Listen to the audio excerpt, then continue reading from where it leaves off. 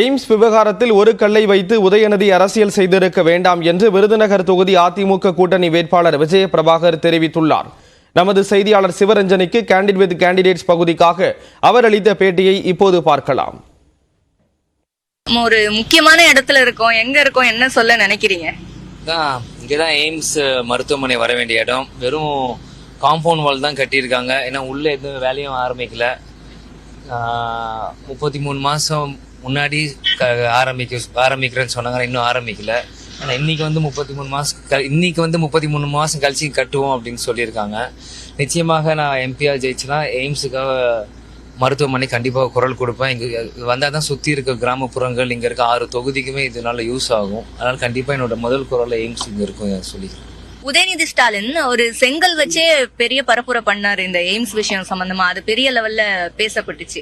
So நீங்க என்ன நினைக்கிறீங்க இதை சொல்றது? இப்போ அவர் அண்ணன் செங்கலை வச்சு எல்லா பக்கம் போறதுக்கு இருக்கிற செங்கல் வச்சு பில்டிங் ஒர்க்கை ஸ்டார்ட் பண்ணிருக்கலாம். அது தேவையில்லாத அரசியலை தான் பாக்குறேன். எங்க அண்ணன் கணபதி என்ன சொல்றாரு பாருங்க, செங்கல் வச்சு கட்டுற வேலையிலையும் எல்லாமே சிமெண்ட் பிளாக்ஸ் வச்சு தான் பில்டிங் கட்டுறாங்களாம்.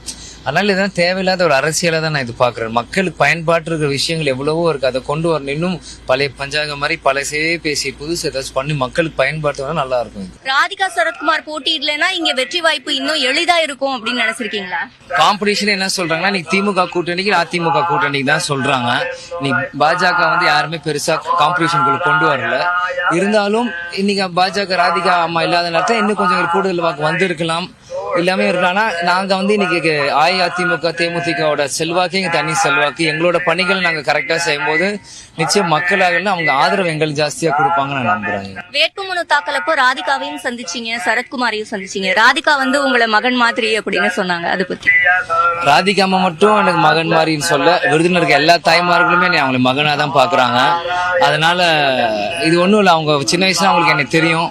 அதனால அது ஒரு உரிமையில சொல்றாங்க. எடப்பாடி பழனிசாமியும் பரப்புரை பண்ணினாரு உங்களுக்காக, பிரேமலதாவும் பண்ணிட்டு இருக்காங்க.